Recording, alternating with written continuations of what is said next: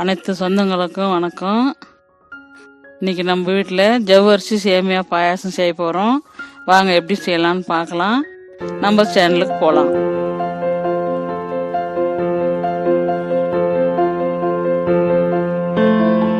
இப்போ ஜவ்வரிசி எடுத்து வச்சுருக்கேன், சேமியா எடுத்து வச்சுருக்கேன், சர்க்கரை எடுத்து வச்சுருக்கேன், தண்ணி கொதிக்க வச்சுருக்கேன். இப்போ தண்ணி கொச்சோடனே ஜவ்வரிசி போடுவோம். நம்மளுக்கு எத்தனை பேருக்கு எவ்வளோ பாயாசம் வேணுமோ அவ்வளோ தண்ணி அவ்வளோ ஜவ்வரிசி வச்சுக்கணும். இப்போ இது நான் திட்டமாக அது ஒரு சின்ன பாத்திரத்தில் வைக்கிறேன். 150 ஜவ்வரிசி போடுறேன்.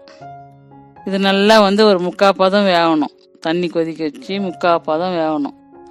3/4 பதம் வெந்த உடனே நம்ம சர்க்கரை கொட்டுறோம். சர்க்கரை கொட்டினா லேசாக கொஞ்சம் கொஞ்சம் முத்து முத்தாக்குறது வேவாதுக்கிறது நமக்கு தெரியும். சர்க்கரை நல்லா கரையணும். அதனால் சர்க்கரை கொட்டி நல்லா கொஞ்ச நேரம் கொதிக்க வைக்கிறோம். கொதிக்க வச்சோம்னா நம்ம ஜவ்வரிசி வெந்தது தெரியும். நம்மளுக்கு எடுத்து எடுத்து பார்த்தோம்னா தெரியும். சர்க்கரை கொஞ்சோடனே ஜவ்வரிசி லேசாக கண்ணாடி மாதிரி உள்ளே இருக்கும் வேவாதுக்கிறது, அது நல்லா தெரியும். சர்க்கரை கொட்டியிருக்கேன். இதுக்கு 1/2 கிலோ சர்க்கரை போட்டிருக்கேன் இந்த பாயசத்துக்கு. இப்போ நம்ம சேமியா கொட்டுவோம். இது வெந்தது பார்த்துட்டோம்னா சர்க்கரை கொட்டி கொஞ்ச நேரம் ஆச்சுன்னா இப்போ சேமியா கொட்டுறோம். சேமியா கொட்டி ரொம்ப நேரம் கொதிக்க வைக்க தேவையில்லை. ஒரு 10 நிமிஷம் வெந்துச்சுன்னா போதும். சேமியா ரொம்ப நேரம் இது கொச்சிச்சுன்னா குழன்னு ஆகிடும். அதனால் இப்போ கொச்சிச்சு முடிச்சிச்சு. இப்போ நம்ம ஏலக்காய் பவுட்ரு கொட்டுறோம். ஏலக்காய் பவுட்ரு கொட்டி என்ன பண்ணுறோம், மூடி வச்சிடுறோம். கொஞ்ச நேரம் ஏலக்காய் பவுட்ரு கொட்டி மூடி வச்சுட்டு ஸ்டவ் ஆஃப் பண்ணிட்டு தான் ஏலக்காய் பொடியை கொட்டுறோம். இப்போ நெய் இதெல்லாம் வச்சு நம்ம முந்திரி திராட்சையும் வறுத்து அதில் கொட்டுவோம்.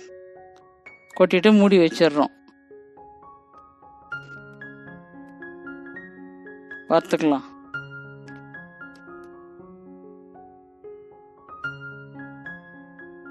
வறுத்துட்டு இப்போ அதில் கொட்டுறோம். நெய் ஒரு ஸ்பூன் எடுத்துருக்கோம், அப்படியே கொட்டுறோம். கொட்டிட்டு இப்போ மூடிட்டு வச்சிட்டோம்னா நம்ம வேணுன்னும் போது பால் ஊற்றிக்கலாம். இப்போ வச்சுட்டோம். சாமிக்காக இப்போ செஞ்சு வச்சுக்கிறோம். நம்ம இப்போ வச்சுட்டோம். இப்போ கொஞ்ச நேரம் ஒரு 1 ஹவருக்கு மேலே ஆயிடுச்சு நான் செஞ்சுட்டு. அதனால் இவ்வளோ கெட்டியாகிடுச்சு. இப்போ நம்ம சாமிக்கு தேவையான நெய்வேத்தியம் எடுத்து சாமிக்கு வச்சுட்டு நம்ம பால் ஊற்றி கலக்கலாம் கொஞ்சம்.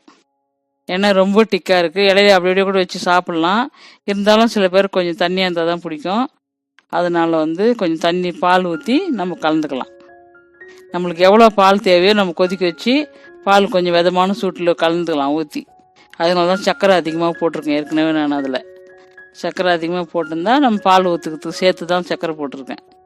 இப்போ சாமிக்கு எடுத்து வச்சுட்டு, ஏன்னா நான் சாமிக்கு எடுத்து வச்சுட்டா ரொம்ப நேரம் கழிச்சு தான் அந்த டம்ளர் எடுப்பேன் பால். அதனால பால் ஊற்றி வைக்க மாட்டேன். சாமிக்கிட்ட கெடாமல் இருக்கும். பால் ஊற்றி வைக்காது இருந்தால் நம்ம ரொம்ப நேரம் ஊற்றி எடுத்தால் கூட ஒன்றாகாது பாயாசம். அதனால் பால் ஊற்றி வச்சோம்னா கொஞ்ச நேரம் ஆச்சுன்னா ஒரு மாதிரி கெட்டு போன மாதிரி ஆகிடும், சர்க்கரை போட்டதில்லை. அதனால் நான் என்ன பண்ணுவேன், பால் ஊற்ற மாட்டேன் சாமிக்கு வைக்கும்போது. அதனால தான் அந்த டம்ளரில் எடுத்து வைக்கிறேன். சாமிக்கு எடுத்து வச்சுட்டு பால் ஊற்றுறேன். இப்போது எப்படி இருக்குதுன்னு பாருங்கள், குடிச்சு பாருங்கள். குடிச்சு பார்த்துட்டு புதுசாக வந்தால் லைக் பண்ணிக்கோங்க, ஃபாலோ பண்ணிக்கோங்க.